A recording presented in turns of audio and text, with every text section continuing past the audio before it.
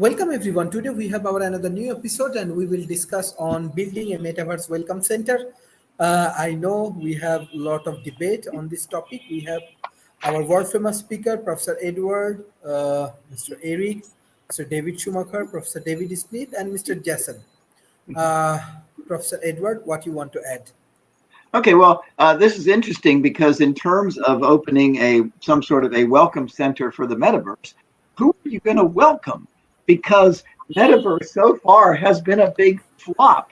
Mark Zuckerberg has put something like $100 billion into developing the metaverse, and nobody seems to be particularly interested, or certainly not in the numbers that it would take to build any commercially viable metaverse.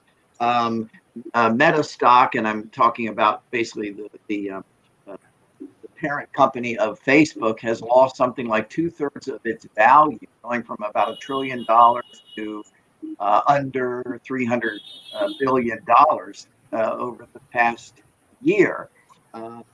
Basically, we haven't been able to get the thing to catch on. If you look at the graphics, it's kind of still clunky. It looks like a bad 3D cartoon. Most people can't figure out what exactly am I doing with this thing. We're having a nice conversation here. I can see all of you folks, and if you want to make a comment, you comment. You have a nice conversation and all. But with the metaverse, it's kind of clunky. But you walk around here, and what do I do? Walk over to Sharif, or do I do this or that? I've been in a couple of these metaverse forums, and it's kind of like, well, I'd rather just do this, have a nice conversation with you guys. But here's the two other interesting points about this, and maybe some of my colleagues here will take this up. Apple for years has been working on a lot of the elements that are going to go into the metaverse. It purchased 6 or 7, maybe more companies that are working with elements that will be part of a metaverse. And so Apple has not been rushing in and doing the sort of thing that Zuckerberg has done. It's putting things together piece by piece, and gathering things up and doing its research slowly and so forth.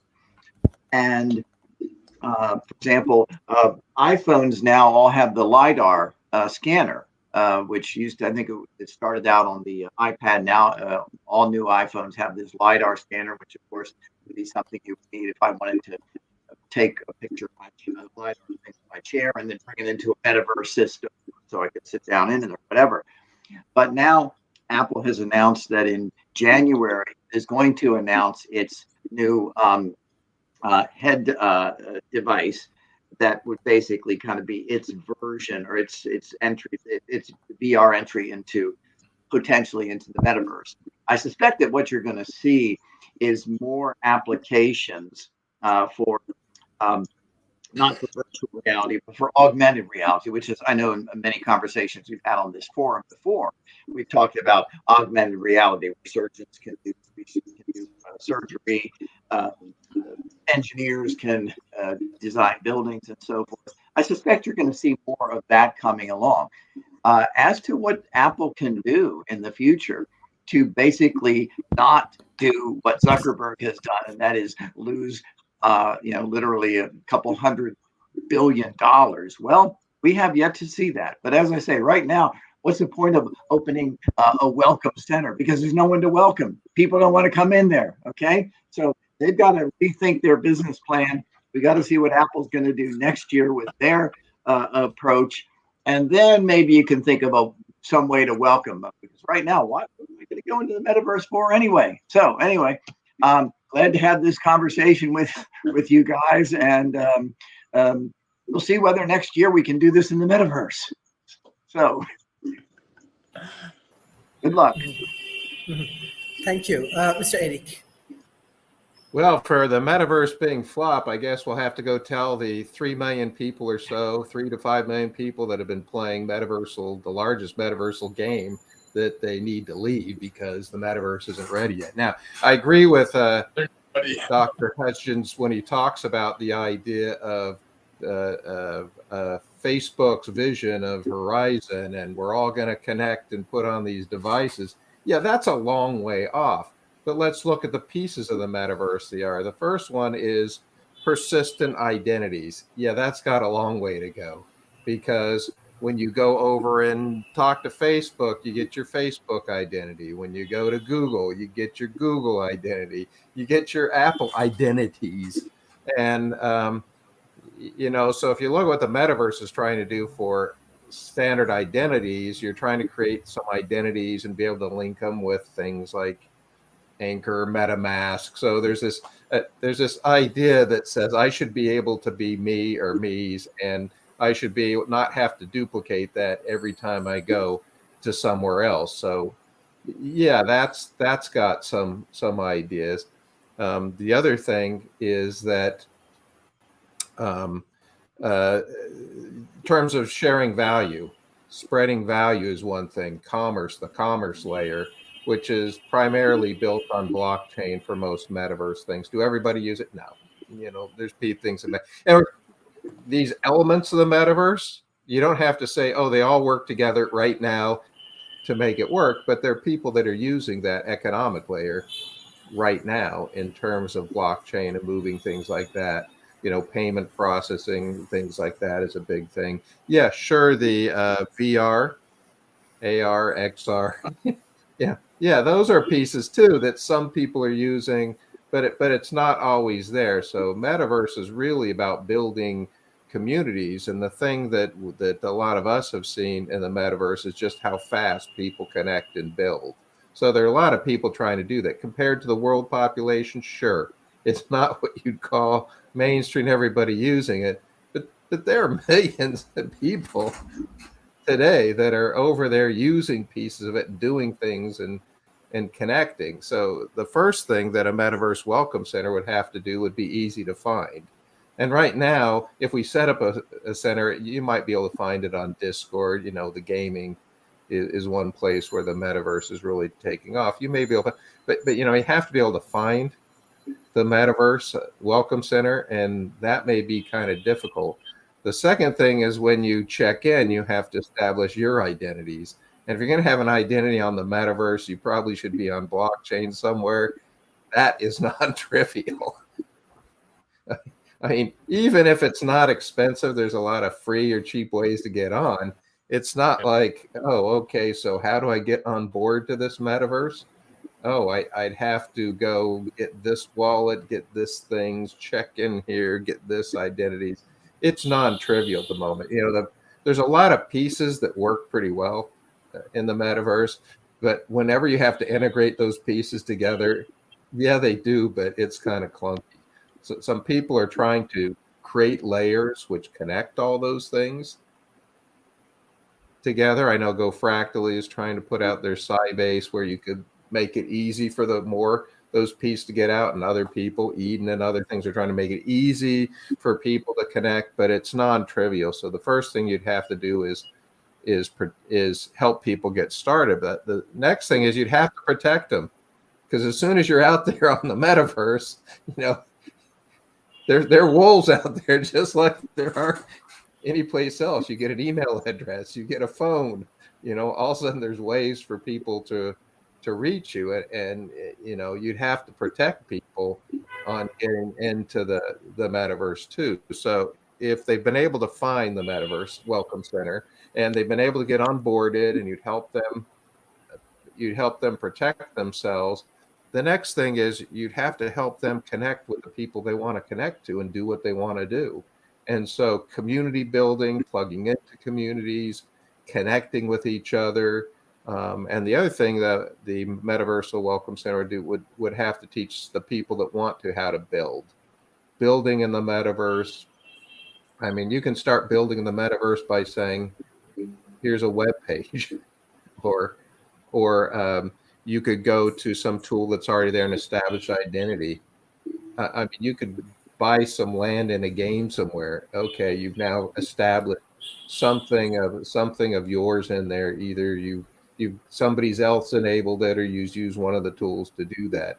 So from the person that doesn't really need to know starting out how this metaverse works to the technical level, I think this is interesting. How do I get an identity? How do I protect myself? How do I find where I want to go do I want to play a game? Do I want to enable some capability for a business? Like with, do I want to put my warranties for my company on the blockchain? University of California, San Diego is putting their degrees on the blockchain. So, they're joining the metaverse and things. So, how do I get where we want to go? And let's be honest, if you're using, Moore's crossing the chasm idea, there's only about 3% of people that'll do this because it's cool. And then that's kind of where a lot of this is. And now it's moving into the people that'll do it if there's an advantage. Oh, I see, I could do something I couldn't do here. It's not into the mainstream yet, which is around, a third people going there. So those are the big things there's a lot more, but I know that a lot of people have opinions here. And so I'll pass it on, but my things, it'd be easy to find, help people easy to get started, help people get protected, and help them find the communities they want to do, help them get involved. And the next big thing was that they would be able to build. For those that are builders in the metaverse, they would learn how to build. And I'll go ahead and pass that on. Interested to hear what David has to say. Thank you. Mr. David Schumacher. Well, we have a lively start to our discussion today. I love it. Okay. Let me start by saying don't confuse the metaverse with the company Meta. Their fates are not tied together, all right? So I've been around in this technology for a few years, as maybe some of the rest of you have here, and I remember the early days of the internet, and I'm talking back in the early 90s, okay? Does anybody remember gopher holes? Gopher was one of the main protocols at that time, along with news lists and so forth, and that was the way to share information. I remember reading a book because I was interested in future commerce possibilities with the internet. And the book was very, very interesting at the time, and I made notes and I thought about business ventures based off of the book on how I could leverage different things. The internet today looks nothing like the projections of the future of that book or any of the other people that were projecting how that would go forth, because something that we take so common sense right now, the World Wide Web, wasn't a thing yet.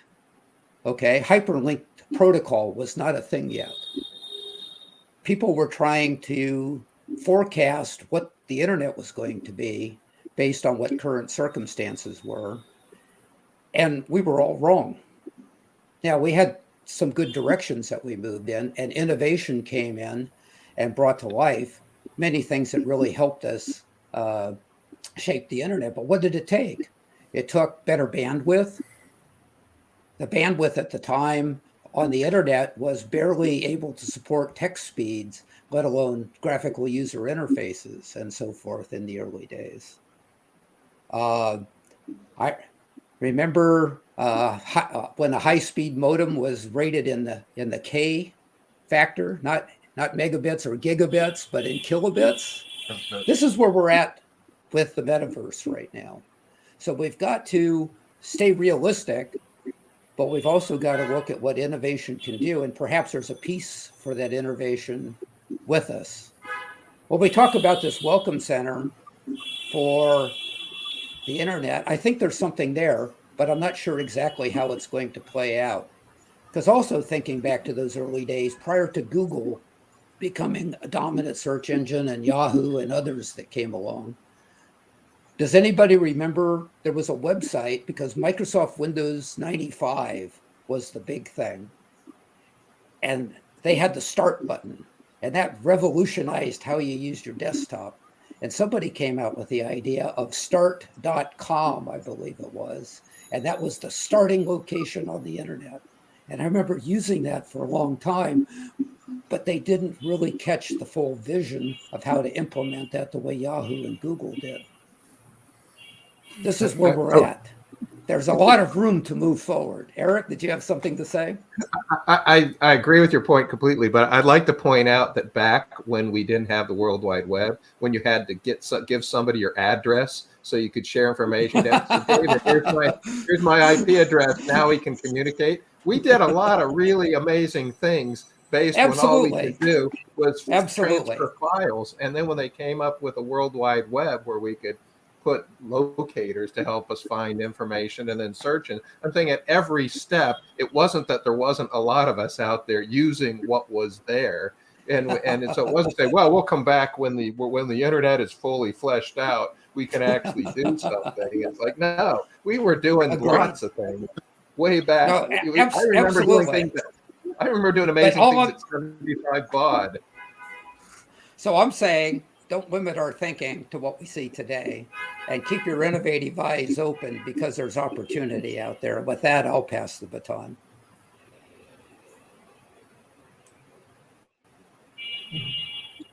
Thank you. Mr. David Schumacher. David Smith. Well, thank you. This is really interesting. I love what we're hearing today.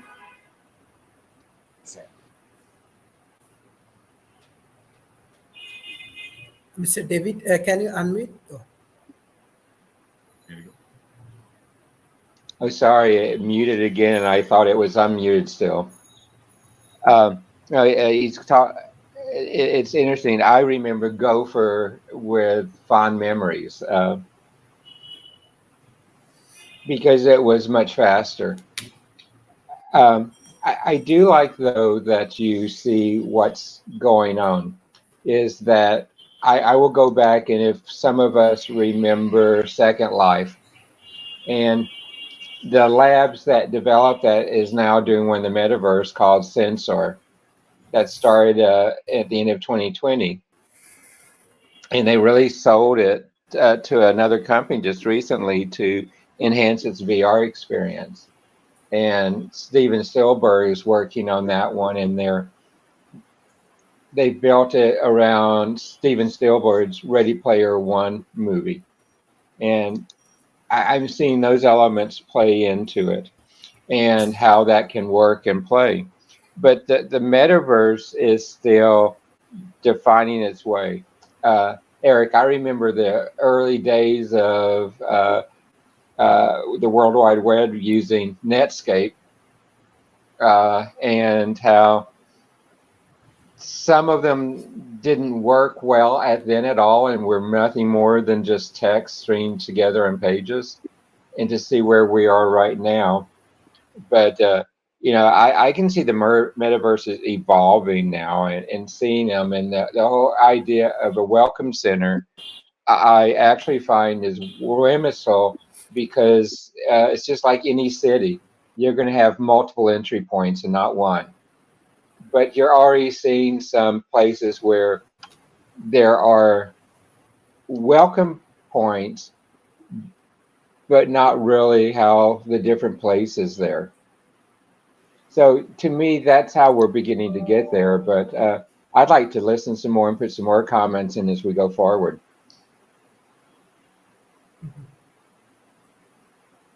Thank you, Mr. Jason. Oh my God, I've been unmuted this whole time. I've been like chirping and stuff. Sorry, have I been unmuted all along? I've been, anyways. My generation is the generation that had some life before the internet, before the World Wide Web, and that just the early part of my youth didn't have video games yet. Full immersion is a different thing. We have to understand that full immersion is a different thing, and that I really appreciate the commentary about how predictability is kind of gonna have surprises. From here, the metaverse could be anything, and that I agree with David Smith's point that every place already has sort of its own introductory page, like a welcome to our site, welcome to our navigation explainer, right? If you want to delve into the explainers of any of the spaces, they all have them. Some are better than others, but there isn't like a clear leader that is built for that. I'll share a story with a membership group that we did. In order to encourage membership, we would create profiles for people, and we would offer them sort of like a gift, like, because it's work to create that identity, to create that profile. And the thing about having a self-sovereign ID is that there's a protocol backing it up in case of lost keys. And that if you go to a place that gives you a cryptographic identity that you can't replace, that there isn't a clear protocol already established for what to do in the case of lost keys, for example, then, you know, just know that, right? Tread with caution, and that's the thing to look for. And so I think that this is a great place to instill a vision for what it can become, because it can become anything. And there are so many hardware and software interfaces about like the processing speed itself. I think to David's point originally is that the internet at its ramp up stage, before it was really predictable, simply didn't have the throughput to give, I guess, the shape to a prediction that would make it think like we're streaming all of the feature films in high definition. But what's unthinkable almost is that the metaverse requires an exponent more than streaming in high definition.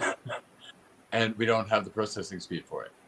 It's a little unthinkable to think we don't have the processing speed for the metaverse to bring its full rendering capacity and bring its full delivery, its full sensory apparatus to the average person. No, nowhere near, barely scratching the surface. So, I don't know, sort of exciting time and good panel. And I think that I'm on board for the Center of Excellence in Governance, starting with the identity. It's starting with the identity piece in the technological sense, and the rest of it sort of envelops. Thank you, Dr. Musa.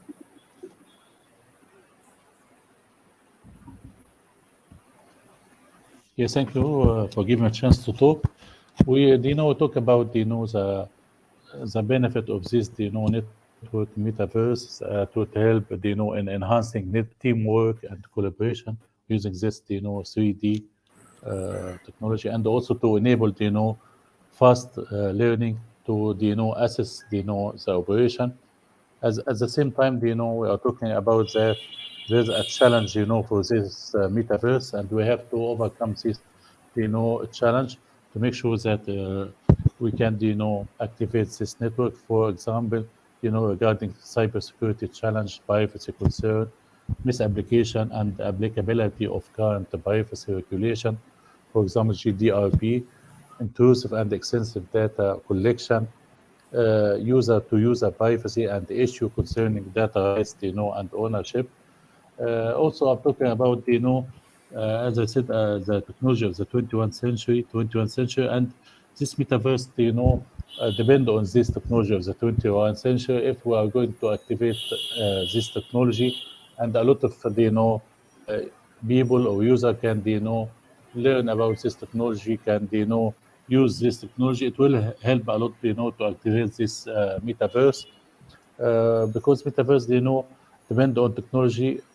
For example, artificial intelligence, Internet of Things, augmented reality, virtual reality, mixed reality, brain-computer interface, 3D modeling and reconstruction, blockchain and edge computing. So if a lot of people, in all the world can, know about this technology, or universal adoption of this technology in all the world, as I always say, it will help a lot, to activate this metaverse. So to start, a co-working center in metaverse, we have like, for example, many steps. The first one to choose the new metaverse, to set up a virtual wallet, buy some crypto, the digital currency, buy or rent out of land, build your office, and ask the members from co-working to join this platform. As soon as a lot of of co-working join, it will increase, and the value of this metaverse network will increase. Also, if you want to know more about this, we have, like question and answer survey about, this metaverse. First, question, what is the metaverse and what will it be used for? So the metaverse, is still taking shape. So it's considered to be a new frontier, of unifying the physical and digital world. For example, gaming as one type, of metaverse. Gaming is growing in more than a third of Gen Z user, about 380 percentage. Another question, if you ask about is this metaverse, becoming popular and why? So if the survey, found that more than two-thirds, it's about 69%, of all survey respond had visited the metaverse recently. So after more than 2 years of social distance, people crave interpersonal connection and interactive experience more than ever. Third question, who is in the metaverse? Who is in the metaverse?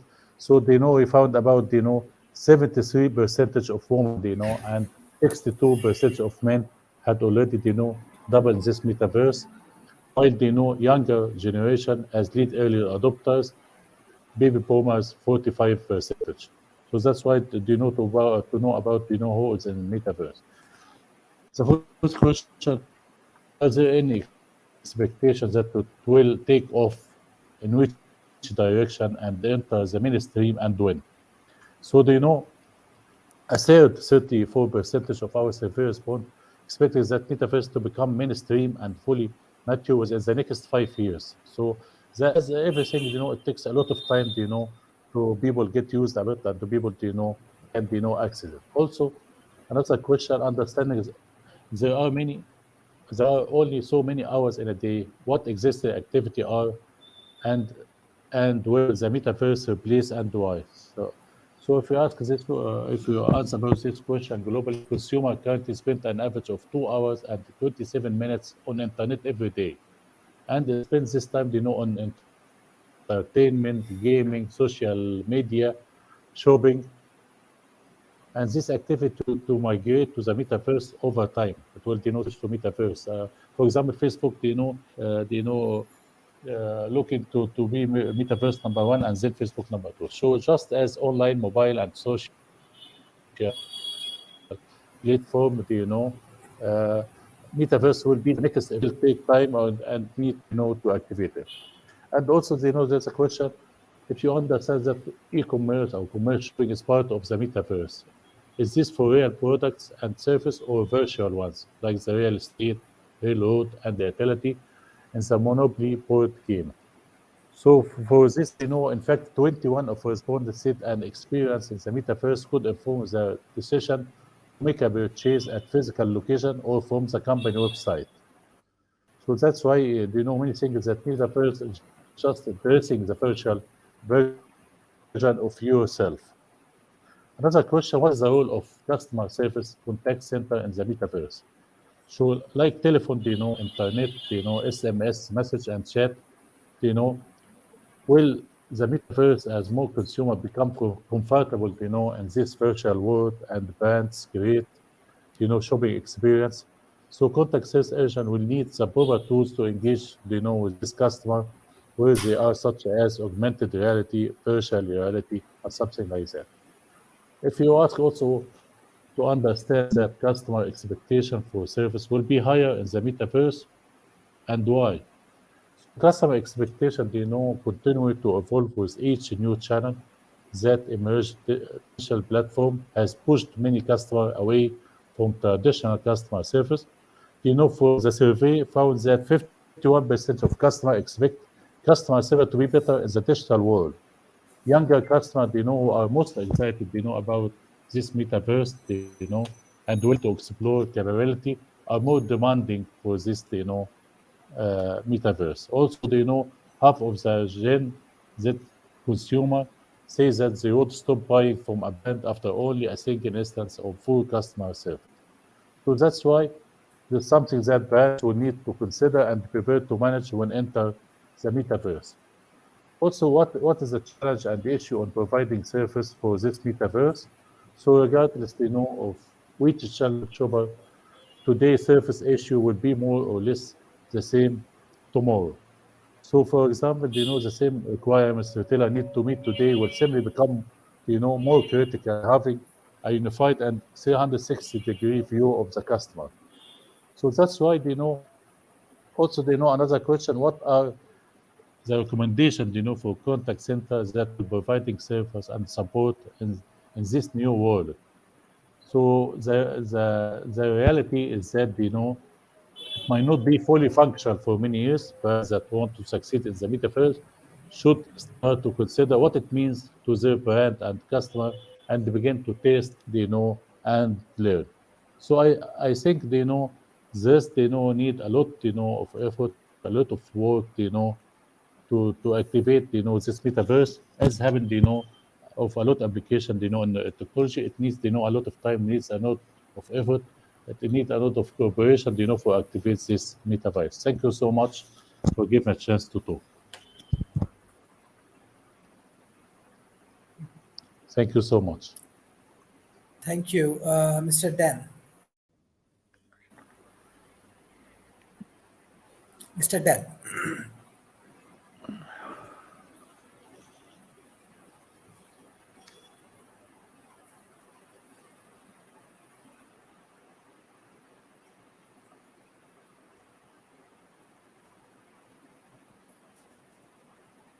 Might just be me, but can't hear you yet. No.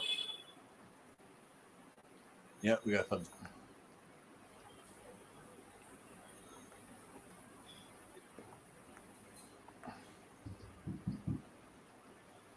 They could probably hear me talking, and that's why they gave the thumbs up. I was saying, man, we can't hear you yet. Is it any better now? No, yes. It's good now. Okay, sorry about that. I was having an issue Yes. with in my audio before, and I thought I resolved it, but my apologies. Thank you, Dr. Sharif, for hosting these conversations, and thanks everyone for the great discussions. It's been a while. I don't think I've been here in 5 months, but I'm really glad to see that you guys are having all these discussions, especially about the Metaverse Welcome Center as well. And thank you, Eric, for inviting me too. Great thoughts from everybody. It's been fascinating listening along, and I've also been speaking a lot with Eric about his vision for a Metaverse Welcome Center. We've been meeting a couple times a week at the Alien Worlds Fractal and Eden Fractal, and the Fractal meetings that Eric's been hosting, and he's been sharing some of his ideas about centers for governance and for art and for different things like that. So that was one of the reasons why I wanted to one, catch up and see how everybody's doing, and hear everybody's thoughts, and also voice my support for Eric's vision too, because I think that he has a really exciting vision. I've been working with people in the metaverse for a while, especially with the Alien Worlds community for the past few months, past like 6 months or so, and then in general in the world, like everything is the metaverse in some sense with all these StreamYard calls and all the things we're doing. So it's obviously a very big part of our lives, and will continue to be far more prominent and amazing. There's so much potential for amazing, incredible experiences and helpful things in the metaverse, and so having a welcome center in the metaverse makes sense, because there's a lot to learn. It's very complex, and then also there's so many things that we can get out of it too. So I think it's a really cool idea to have a welcoming center. So I appreciate all the discussion here, and yeah, I'm excited to further discuss and help welcome people, and also learn more, and do lots of cool things together in the metaverse.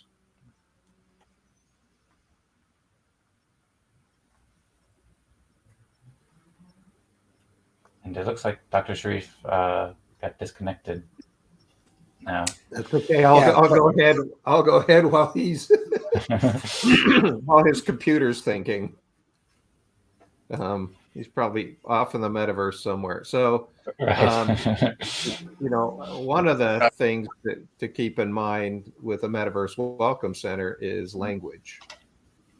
There's a lot of languages out there. So part of what we're going to need is people from all different communities and speaking abilities to be able to translate all this between all these global communities. If the metaverse is designed to be global, in nature, then language is a big issue. So as AI comes up with more translating activities, that will be cool. But in the meantime, it's kind of like David was talking about. We're back to basic. We're starting with basics here.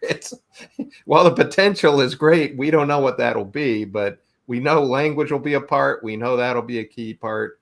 But I think even more important than that is, because this is so changing, to say that and so widespread, to say that the Metaverse Welcome Center is one organization deciding what people need to be welcome isn't going to work that much. You need the Metaversal Welcome Center to have the ability for people to chip in and build the Metaversal Welcome Center. And that was missing a lot of these early efforts like Gopher and start.com, is somebody built it and said, here's my view on what it is, and we will guide you through this thing. I think it's more, how do you connect the people that want to help people connect with the metaverse, and how do you help them build a Metaversal Welcome Center? And part of this idea of the Welcome Center got started when we started realizing that as you get people together and you get things like distributed autonomous organizations, which can automatically, come up with, here's how we want to live, automatically process those rules. It came down to, okay, so who's going to make those rules? And so that became a big idea. How do people get together, decide how to live together in these different communities, doing whatever those specific communities want to do? And so we decided to set up a Center for Governance, and we decided to go where governance, where we can experiment rapidly in places where the world doesn't end if you get it wrong, and where people already are, and they're already in games. So we decided to set up a Center for Governance in a game. So that should be going. Dan Singjoy is going to help us with our first web page just to set that up. It'll be at governance.games. We can start something there that just starts connecting people to this Center for Governance that we are actually putting in a virtual location on a planet in a game. Okay.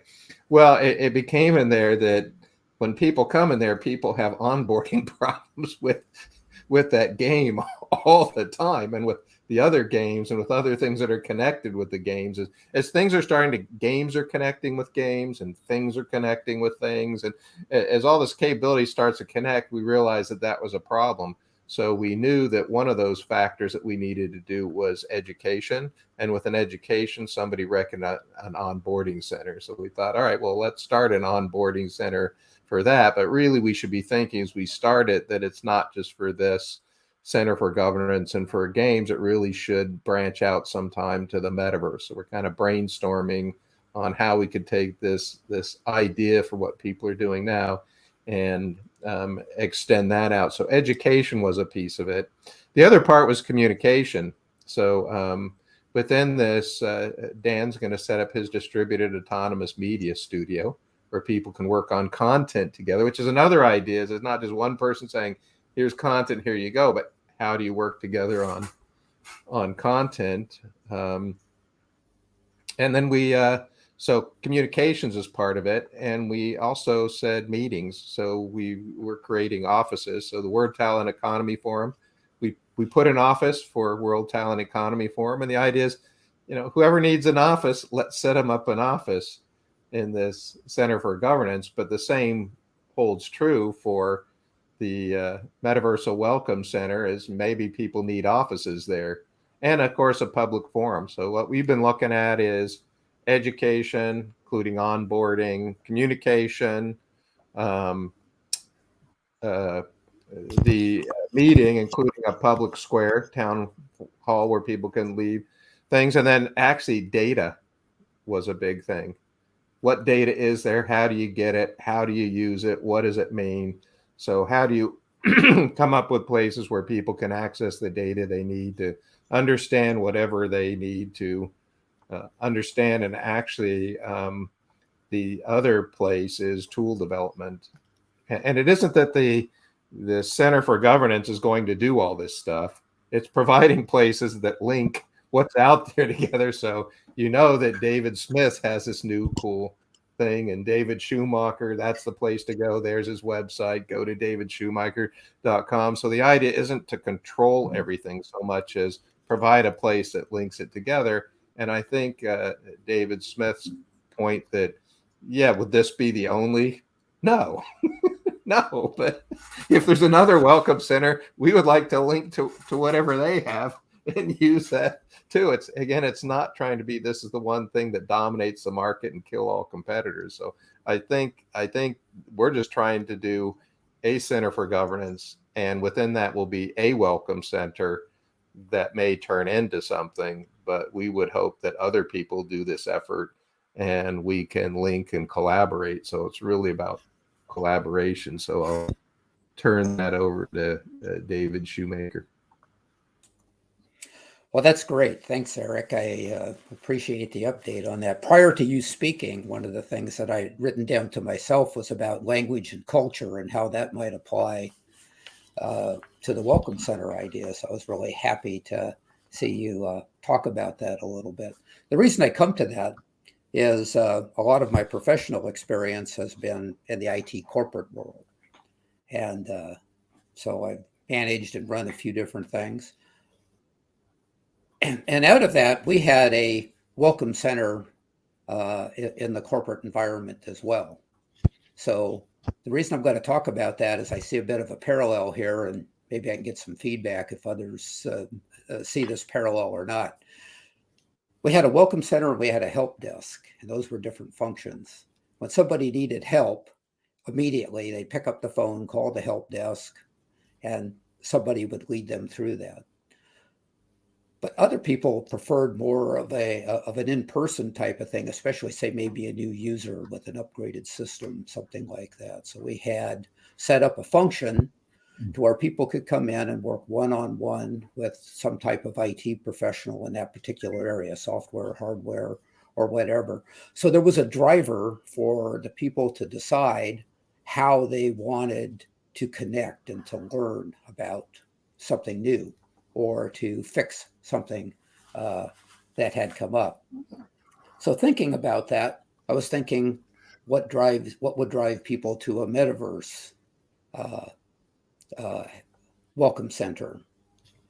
And this is where I was thinking about language, because yeah, I'm an English speaker, and I've tried to learn a couple of other languages and I found them difficult.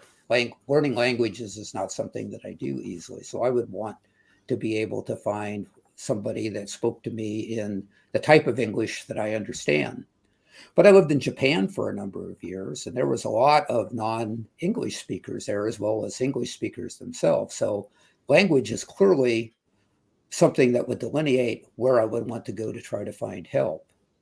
And I think culture too, because staying with what I talked about, the culture here in Arizona, where I live, even going to other parts of the United States can be quite different, say, than the culture in New York, or culture in Florida, or culture in Texas. But when you take that internationally and you look at culture, say, the Japanese culture or the Korean culture or the Malaysian or Bangladesh culture or whatever that might be, there's a certain way of relating that I think that would drive people to different aspects of the welcome center if that was provided. And maybe these are multiple pieces of a welcome center or multiple welcome centers that work together, but there's a driver for why people want to go there.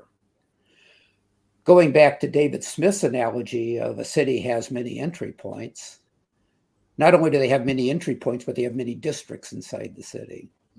So I would probably go to somebody that could help me find information about the business district, or I would find somebody that would help me find information about the entertainment district, or the cultural centers, or something of that nature. There's a lot of different interests that would drive me to that. So I'm thinking, what is it that drives people to the Metaverse welcome center? And it won't be the Metaverse itself, I don't think. I think it will be what's embedded in the metaverse and how that applies to the language that I speak, the culture and the expectations that I have. And I see a real advantage for something like that. So those are some thoughts from somebody that hasn't been immersed into the conversations about this.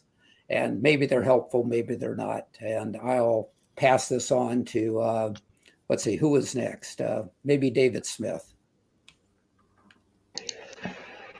I love how we're running this broadcast as a metaverse broadcast right now, without the centralized leadership and everything that we normally have. And, that's how the metaverse is headed. And, the concept of a metaverse welcoming center almost implies a hierarchy, which doesn't exist in the metaverse. So it's kind of fun with this one.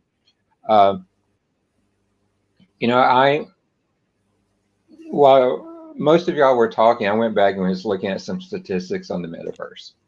And the fact is the largest users of the metaverse today seems to be for companies doing internal activities such as training, as doing inspections, as doing internal meetings. And so a lot of the metaverse to the average consumer is hidden. And the biggest thing we see in that is the fact that we are seeing the metaverse used a lot for games right now, which is the consumer side more. We're seeing it beginning to be used in the promotion of upcoming blockbuster movies, where they're creating metaverses to help promote the movie. We're seeing it beginning to use some in limited sense for providing services in some governments. But we're waiting to see it more. I am almost waiting to see the first Metaverse World Cup and see how that plays out. You might have a Metaverse World Cup without some of the issues of the real physical World Cups. That could be fun to do. And just how do we put the pieces together? But yeah, I really echo what has been said and what David and Eric and the rest of you have said, is that the metaverse is designed to be more invasive. And you see that. It's kind of like when I was asked years ago to do a forecast of what the internet of 2050 would look like. And what we saw was that because it has become so ingrained into commerce, so ingrained into communications, so ingrained in how each nation manages the nation, that you never can do a forklift upgrade to the internet, because you also always have to keep this backward compatibility. And even with the metaverse, we're seeing that. I have the ability to go in today and do a holographic metaverse, but very few people have the capabilities to actually work with that and play with it, even though I love the holograms we can do today. So, the metaverse is going to continue to grow incrementally from what we see on the web today. And it will continue to grow and advance, just like, and Eric, I hate to say this, but I also looked while everyone else was talking, and our current web browsers today are backward compatible to Gopher still, and that there are still Gopher sites on the internet that you can go and access because we are that backwards compatible. Well, we're going to do the same thing with the metaverse. And you're going to see that going that way. And I know we're all laughing, but that's the reality of the world where we live in, is that we have to have this compatibility. And when we look at the regulatory impacts and things, we're going to have regulatory impacts around that too. And that's going to require the same type of compatibility. So are we going to build an advanced metaverse? 100% yes, but it will be backward compatible. So, Jason, I think I'm going to let the backward compatibility go to you and let you figure out how to live in a foot in all the different worlds. Yeah, and I think that when we talk about accessing the Metaversal Welcome Center, it might be through text messaging and email and all those. Oh, you're right. You're right. So, Jason, it's yours. And always right that it should be so, because how many people in the world are not connected to the internet in fiber optic sense, or in a satellite connection sense, or even in rigid coax? It's like, how are people connected? Some not at all, truly. And so, as well, and more meaningfully. Oh, go ahead. Did you unmute? No, I was just going to say, look at Dr. Sharif right now with the stability of his internet. So you're making an excellent point. Hey, the Well, network effect. I remember looking at people tying into the electrical grid. In some places I've been, you look up to, an electric panel and people have just hijacked. There's multiple bare wires coming off that to tie. And that's what that reminds me, as Jason talks. There's people tying all these wires, getting a piece of what everybody has. I believe it. I believe it. And the better reason, or another reason, is that people have massive investments in their system, right? And that if you create a system and you've allocated your costs to that, and then the infrastructure around it means your system can't work anymore, then you're left in a lurch. You're left in a lurch. And if the system evolves in a way that everybody eventually gets left in a lurch due to the pace of innovation, which we know is very fast, then like the design parameter of being backwards compatible, I think, is sound. And we'll say it that way. I mean, occasionally you leapfrog. There's a concept out there about developing infrastructures that leapfrog the technological quality of, like, we're in the area where I live in semi-rural Alberta. The grid was built 50 years ago in Logger with the technologies of the time, and that a grid that is built today instead of 50 years ago is using a slightly different set of hardware components. And that's true of the communication system too, right? Like a system that goes wireless first at its grid implementation, and it was designed for wireless, is qualitatively different than a telecommunications grid that is hardwired. It has a lot of hubs and things. But sorry, I digress, because that's only part of what we're talking about. I actually thought I wanted to get back to the first commentator of the night. I forgot the fellow's name, but I mean, it sounded like he was just being a little bit of a show for Apple, and he showed up to dump on Meta, the Facebook owning company, and then shill for Apple, and then leave the conversation. Maybe he'll be back. I don't know what his deal is, but everybody's involved. Everybody cares, and everybody's involved, and they're going to stay involved. Backwards compatibility is an important concept, but it runs a parallel to all competitors respond. It's a rule in marketing. It's a rule in a marketing discipline to know that no competitive advantage is a permanent competitive advantage. That as soon as a company comes along with an innovation or a price or an approach that is winning, and the whole, like, they're getting the network effect, then all of the competitors will respond, and they'll all adjust. And so that's sort of like where we'll see some action, I think, in the curve. I mean, I believe strongly that healthy competition serves all the best. It helps keep the competitors honest. It helps keep them accountable to the consumers, because consumers have a meaningful option to migrate, right? And you avoid, like, the market sort of metaverse and monopoly is something we should talk about maybe later, because we're just talking about a welcome center for today. And I think that that's too much for a welcome center. That's too much for a welcome center, because metaverse is supposed to be one thing, the network of networks. And in it, there should not be monopolies. So we might have a little bit of a paradox dilemma to sort out in terms of no monopoly. A metaverse that is not a monopoly. And if there's maybe the strongest criticism that I would offer to Facebook is that they created the appearance of attempting to monopolize the metaverse. And that makes people afraid and not want to support that. So, I mean, Apple is perfectly capable of that, right? Just putting that out there.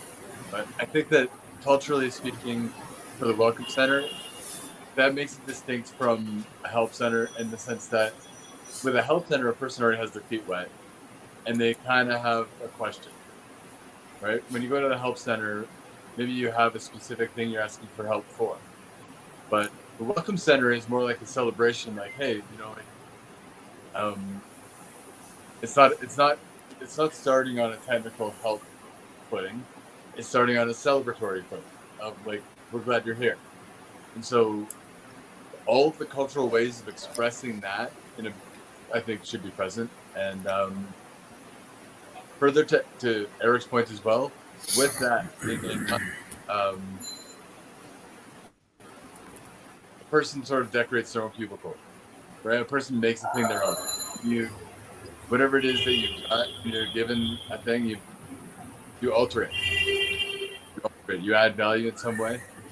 And I agree with that too. And the Welcome Center is let it be a place for people to get their feet wet and make an alteration, make some changes, make some alterations to that space, and sort of make that part of it their own, maybe like a guest book. So I was kind of spinning out some big ideas about monopoly and about Apple and about Facebook and about all this, but I think the biggest idea of all is definitely about empowering people who are seeking that horizontalism, seeking that network effect, and they want some autonomy, and that they need to know that there's a place that sort of has them in mind already. And the best way to do that is to be culturally, I guess, I can only envision a space that has a little bit of everything just like that. It sounds imaginary. It sounds amazing.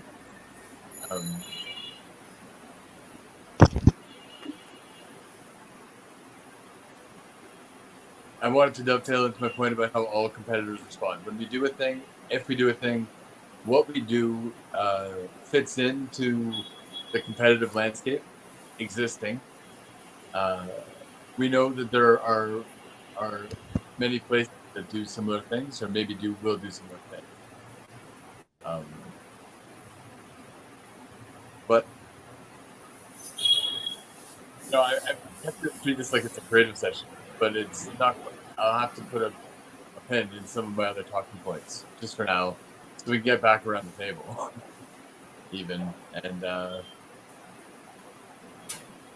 some of these thoughts come to me more clearly when other people are bantering and asking questions too. So with all of that, just sort of tabled some thoughts very quick. I'll pass it along to the next speaker. Thank you. Dr. Musa. Yes. Thank you, Dr. Sharif. Thanks to all amazing speakers. If we're talking about Metaverse, first introduced, by a writer, in 1992.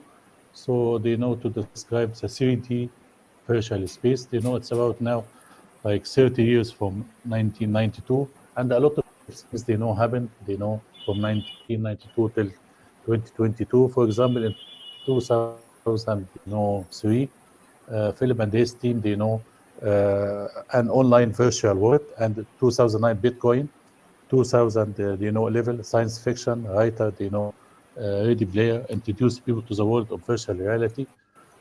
Then in 2018 and in 2014, Facebook, acquired virtual reality hardware and the platform. In 2015, the first iteration of online virtual world. In 16, Pokemon, the world by storm was augmented reality game. In 2017, Frontier, and 2018, there's invented a popular virtual reality game. In 2021, Microsoft, a platform designed for virtual collaboration across multiple servers.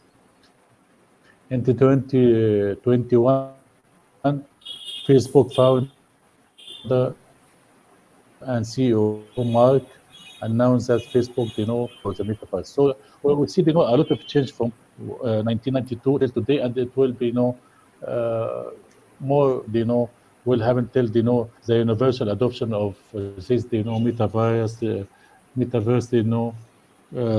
to replace, Facebook. It will be like number one, metaverse, and then number two, like Facebook. So, metaverse will affect, the future. Till now, there's metaverse is still, possibility and not a reality, because a lot of people not adopt it, till today. So if I'm talking about survey, for 2022, with, 624 technology innovator, business leader, and activities about the impact of metaverse by 2040, the response was split, the report 54% of these experts say that expect metaverse will be fully immersive, will function aspect of daily life for at least a half billion people globally, and 46% said it will not be. So there's a split, in opinion. And also, another survey in 4,600 business and technology leaders conducted, found that 71% of executives believe that metaverse will have a positive impact on their organization, and 42% believes that it will be big breakthrough or transformation development. So my opinion that this metaverse, as any network before, like telephone, like mobile, uh, get the full, value of a lot of, if you can attract a lot of people, by, if you have a lot of people, you can reduce the cost. For example, the headset for it's about $200, can reduce the cost of the headset. You can reduce, you know, the monthly, cost that you pay for $10, something like that. It will, attract more people if you can, all get all the benefit, people, like awareness about this metaverse. It will, help a lot, because there's a benefit, a lot of benefit for this metaverse. You can use it, for education, for work, for a lot, of sectors. So it will be, like it takes time, like, any networks. That's my opinion. Thank you so much for giving me a chance to talk. Thank you, Mr. Dan. Thank you very much. I'm not sure to add. I know we've been going for a while, and I could talk a lot about this, but I suppose I'll keep it short and just say thank you. I've really enjoyed the conversation so far. I'd be happy to talk about anything in particular, but when we're over an hour, I don't want to open up a whole new point. So thank you, everybody. Also, Daniel Gatia, thanks for joining as well. But yeah, thanks for the great discussion, everybody. Really appreciate it. And I'm excited for the metaverse. Thank you. Thank you, everyone, for joining today's sessions. You know that World Talent Economy Forum, we take a lot of real-time projects, and we are uplifting the emerging economy. We are actually developing very, very interesting projects. So from our speaker, those who want to join in our team, especially our innovation lab, uh, nearly few million people actually right now, they are getting support from our lab, talent economy lab. You can join with us, you can collaborate with us, because we need more entrepreneurs, we need more investors, we need modern science, engineering, and technology oriented support. We are solving housing problem, we are solving healthcare problem, we are solving energy problem, and many interesting things we are doing in the real life. Beside this dialogue, because whatever we are learning, we are executing in real life. Because if we cannot execute our project, all of our dialogues and everything is not meaningful. So we are making meaningful contributions. Already World Talent Economy Forum collaborate with 22,000 institutions in Asia Pacific. Uh, so those who want to change human life, want to join in our like in emerging economy, you can join with us. Thank you, Mr. Eric, Mr. Thank you. David Schumacher, Professor David Smith, Mr. Jason, Dr. Musa, and Mr. Thank Dan you, sir. for your Thank continuous you. support for World Talent Economy Thank Forum. you, Thank sir. you. Bye-bye and take care. Thank you. Bye. Bye. Bye. Thank you. Thank you. Thank you. Bye. Bye.